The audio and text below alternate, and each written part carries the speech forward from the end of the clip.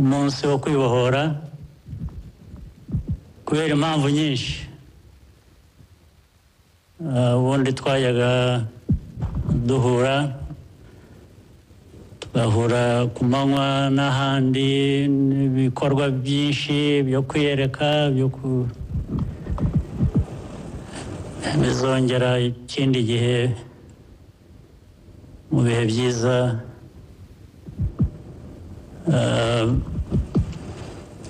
tuganamo imbere. Umunsi twizihiza nubwo itariki itaragera ni umunsi ukubiyemo ibiri. Ni itariki ya mbere Nyakanga yitiriwe ubwigenge muri rusange kuva mu bukoroni tujya mu bwigenge bw'igihugu cyacu n'ibihugu bindi byinshi muri Afurika. Muri iyo myaka habaye kubona ubwigenge, independence. Itariki enye Nyakanga biba umunsi wo kwibohora. Uko byaje guhurira mu cyumweru kimwe muri Nyakanga, ibyo ni ibindi ntafite uko ngomba kubisobanura, byarikoze. Ariko iyo minsi nubwo ihura kandi ifite ibyo iyo minsi isangiye, bifite n'uko bitandukanye. Iyo minsi ifite n'ukuntu itandukanye.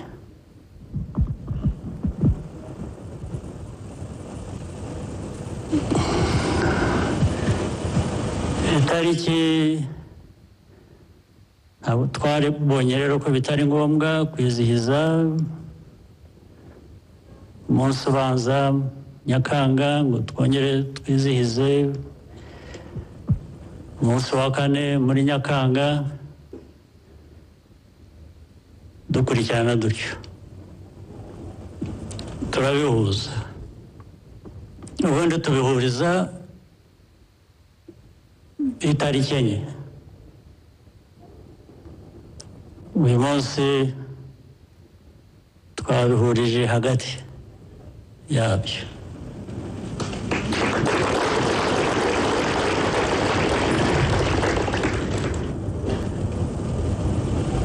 Umunsi w'itariki enye Nyakanga kuri benshi, nanjye ndimo, ni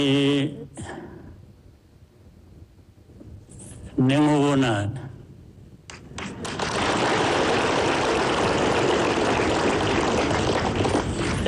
Ni nk'itariki ya mbere ibanziriza umwaka abenshi nanone twizihiza, kuko igihe tumaze guhera 1994 uhereye ku itariki enye Nyakanga, ni ibihe byahindutse byinshi, n'ubuzima bwahindutse, ni imibereho. Ubuzima kuri benshi bwatangiriye aho, ndetse n'abatarashoboye kubaho kugera kuri uwo munsi, kubibuka bijyanye no kwibohora bitangiriraho. Ubuzima rero bw'Abanyarwanda, bw'u Rwanda, naho buhera iki gihugu cyacu dutangira kubara niyo mpamvu nabigereranije n'umunsi wa mbere utangira umwaka. uyu munsi ni umunsi wa mbere, ndavuga itariki 4 Nyakanga, ni umunsi wa mbere utangira ubuzima bw'igihugu, ubuzima bwa benshi.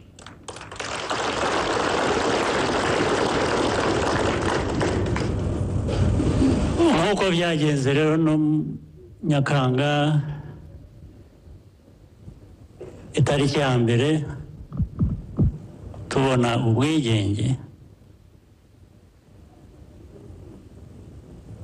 hari byinshi bikwiriye kuba byarahindutse, bikwiriye gukomeza guhinduka duhereye ya tariki ya 4 ya Nyakanga. Tariki ya mbere Nyakanga, imyaka myinshi ishize, byiswe ko twahawe ubwigenge, ariko iminsi igiye itera imbere tugenda dusa nkaho twabishubije abari baduhaye ubwigenge ngo nimwikomereze n'ubundi ntitubishoboye. Abitwaga ko baduhaye ubwigenge barabisubirana, dusigarana izina ry'ubwigenge, ubwigenge nyakuri butwarwa n'ubundi n'abari babutubujije.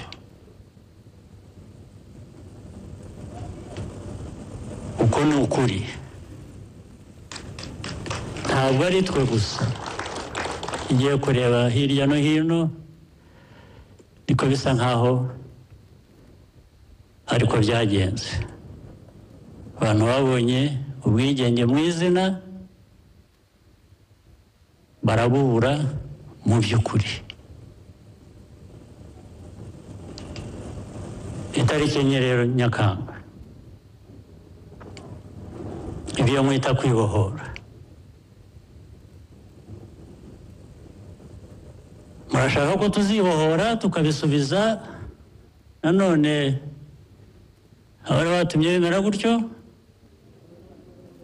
cyangwa se abantu bakwiye kuba biteguye gukora n'ibiruhanije byatuma bakomeza bafite uko kwibohora mu maboko yacu. Ibyo ni uguhitamo, mugomba guhitamo uko mubaye. Nimushaka kubaho nabi muzabaho nabi, ibyo biranoroshye cyane. Ushaka kubaho nabi ntavunika, ubwabyo kutavunika, agira icyo ukora bikubeshaho kuko nabi, ntabwo bivunanye. Rero ibivunanye ni ukubaho neza, kubera ko kubaho neza urabikorera, urabivunikira. Amateka, hari abantu bakunze kuvuga ibintu byiza dukurikirana tukabivanamo icyo bivanyemo. Hari ibijyanye no kuvuga ngo aya mateka duhabwa cyangwa se twibuka ku itariki 4 Nyakanga yanditswe mu maraso, abantu barayaviriye. Ni amateka yanditse mu maraso. Ntashobora rero, keretse mubyemeye ariko mubaye mutyo, ntabwo yaza ngo asibwe n'amateka yanditse n'ikaramu.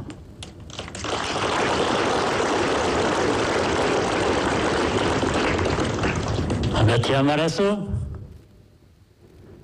biriya bijya mu ikaramu ni ibiki? Wino ngwino sinzi niba ari ikinyarwanda cyangwa ari amateka yanditswe mu maraso n'ayanditswe muri wino, murumva aho bitandukanira. Numushaka kubaho nabi,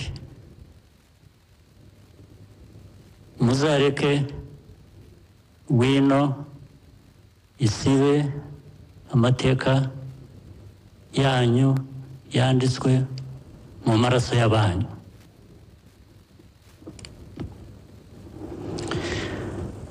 Ni na byiza ko mbibwira mwebwe muri aha abenshi muri bato, cyangwa hano abenshi biganje no mu gihugu muri rusange, imyaka 18 kugeza muri 30 nibo benshi muri hano benshi.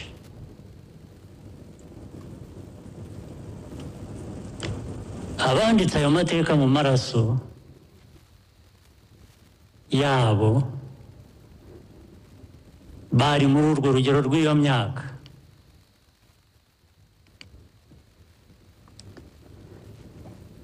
Mwebwe rero muri uru rugero rw'iyo myaka abari mu batari babandi banditse amateka, mufite inshingano yo gukomeza ayo mateka, niyo byaba ku maraso, kugira ngo atazasibwa na wino.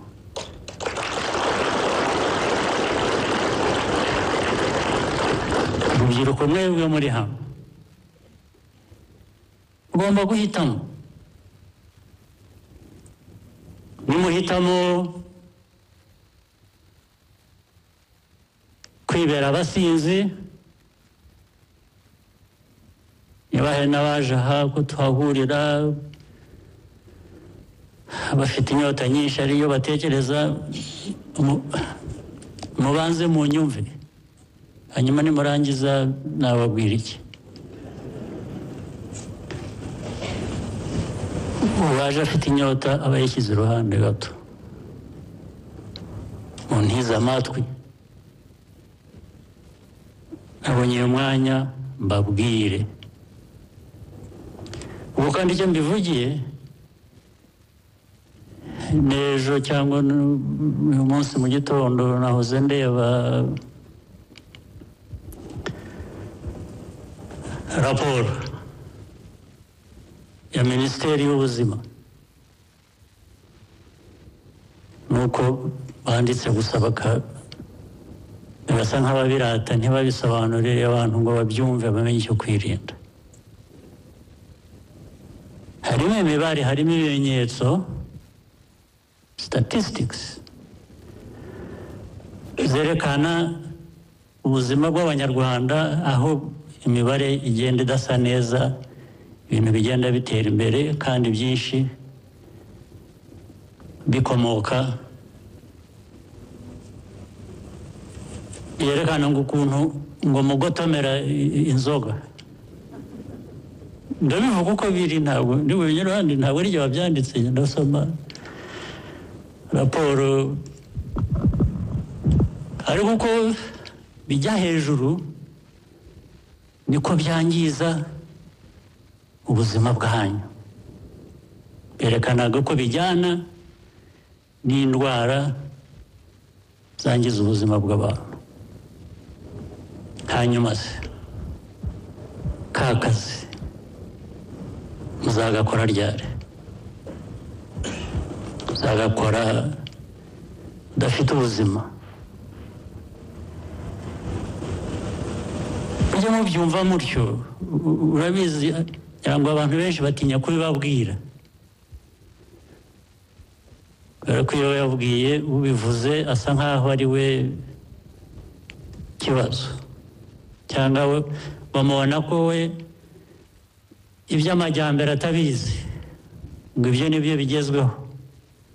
Oya, ibigezweho bizahoraho ni ukudasiba amateka yanditswe mu maraso yanyu ngo muyareke asibwe n'inzoga, asibwe na wino.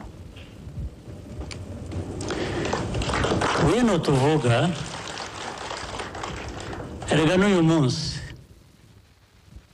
turavuga amateka yacu tuzi twabayemo atugejeje aho tugeze, ariko uzasanga abakoresha iyo wino kwandika amateka yacu uko bayashaka, uko bayumva cyangwa uko bashaka ngo abe, kugeza n'uyu munsi. Iyo ubonye ibyandikwa ku Rwanda kenshi uyoberwa niba u Rwanda ari rwa rundi rwacu tuzi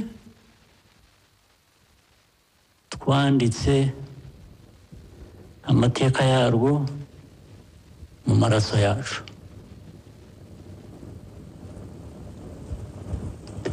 Abo rero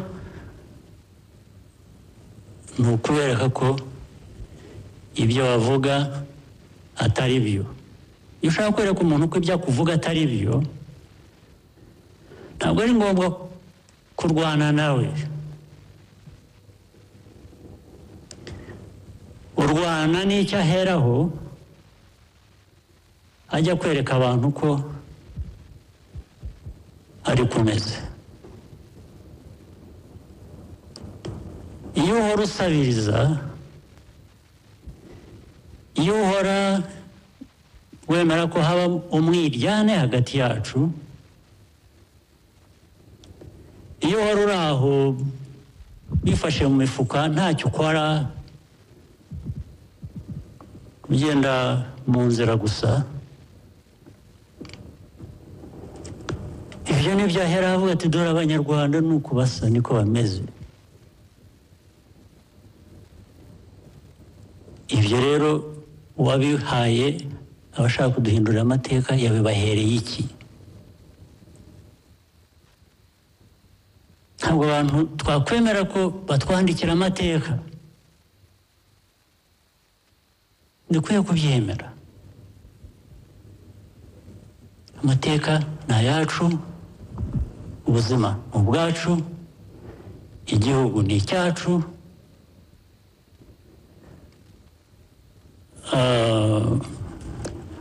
Nagusanze iwawe, nagusanze ahandi, urwo rugamba ushobora kurutsinda. Ariko wansanze hano iwanjye, mu mateka yanjye, mu buzima bwanjye, wampera he?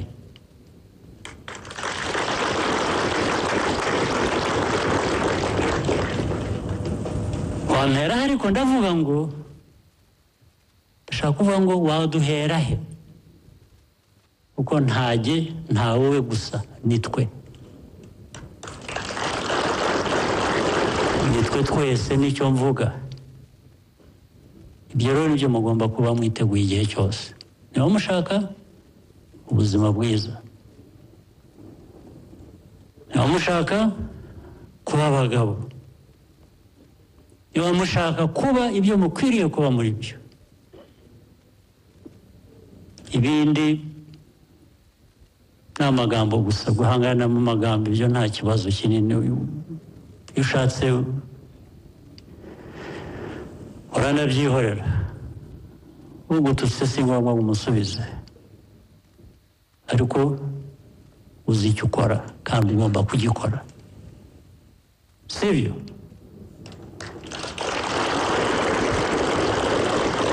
Nk'uko rero twari tumaze igihe nyine tutabonana, nari mboneyeho uyu mwanya ngo muntize amatwi yanyu munyumve, mbabwire, ntibizambuza kubisubiramo. Zongera mbibabwire n'ubundi. igihe tuzaba tukiri kumwe. Iri joro rero mwababwira iki? Tubyibuke, dusabane, abadeherukana. Ibyo birabareba. Murakoze cyane.